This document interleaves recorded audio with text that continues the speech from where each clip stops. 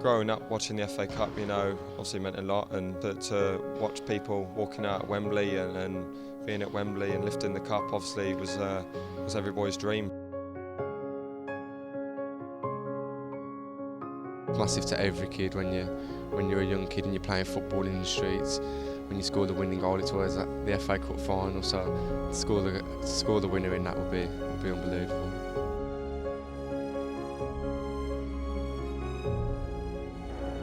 Again it's Whelan and once again it's Smith. Now Dixon. McFarlane, it's a goal by McFarlane.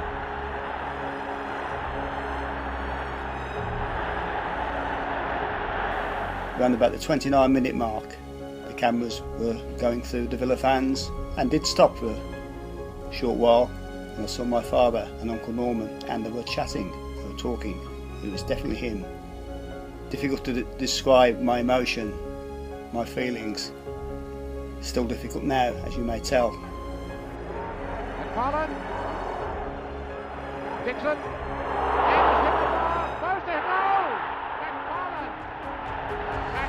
Has scored again. My proudest FA Cup moment has got to be, not when I was alive, but when my granddad, Johnny Dixon, lifted that FA Cup. I'm proud to say that I'm the grandson of such a hero. And rest in peace, Grandad, with all of you.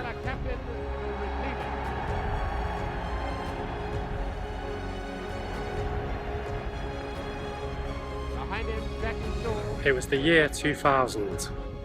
I was wishing I was here, but I was sat watching here. Because I wasn't old enough to be in there, Aston Villa were in the FA Cup semi-final against Division 1 team Bolton Wanderers. We'd waited 43 years since our last FA Cup trophy. Our forefathers, they'd only had to wait 37 years to celebrate victory. And here we were against lower league opposition. Surely this was to be our year. The prize was a place in the FA Cup final, the last one to be played at the old Wembley Stadium that used to sit on this very site. The game went to extra time, which was forgettable. Apart from Delaney getting sent off and Holdsworth missing an open goal for Bolton when David James went walkabout. God must have been on our side that day. The game was finally decided by a thunderbolt of a penalty from Dublin's boot. He did a jig and his teammates piled on top of him. I was at Villa Park a few weeks earlier when Dion made his return from a broken neck. That was an amazing experience to see that. So to watch him put us in the cup final was amazing.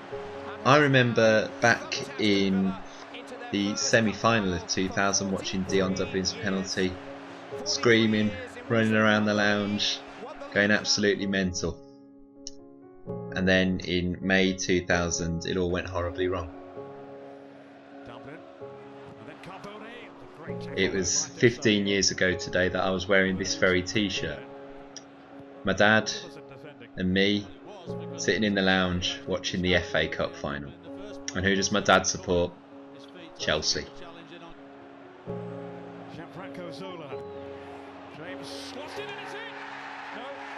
And my dad, I made sure he wasn't allowed to enjoy it. I made sure I cried my eyes out.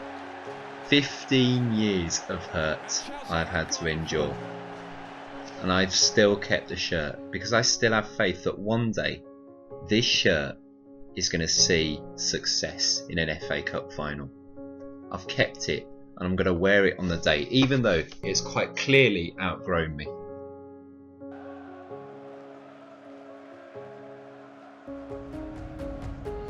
Beating Albion in the Cup was by far the best feeling as a Villa fan. Beating them in the league a few days before, and then my friend and I, Aaron, travelling all the way from Abergavenny, M5, M6, M50 all closed, but the journey on the way back, which should have took about an hour and a half, took about 3 hours, but all we did was smile all the way home. And the best moment for me during that game was when Charlton Zogbia slotted the ball into Fabian Delph, and Fabian Delph picked his spot on goal, scored an absolute beauty right in front of the hole, and everyone went mental, and I just felt amazing. It was such a good, it was just such a good moment, and you know, I want to feel that again in the final. It's always nice to get one over on your local rivals, so Yeah, for me, that was the greatest moment. I was sitting in the Holt end, and to get the atmosphere as well was impressive. It was just like really, really positive, and the best thing you could ever ask for, really. And now to beat Liverpool in the semi-final was amazing. Jumped up, smacked my fist, bang. Ball gets played through, Delph latches onto it, shimmies, bang. 30,000 villains going mental. Just unbelievable, just unbelievable. That feeling I had in the rest of the game, man, I kept quiet, didn't say a single word, just watched the game. Around 20 seconds from now, they will be in their 11th FA Cup final. Michael Oliver has his whistle to his lips, and we do dare to dream. It's an FA Cup final, it's number 11, and for the first time in 15 years, Tim Sherwood will have the pride of leading Aston Villa out at Wembley on the 30th of May against Arsenal in the FA Cup final.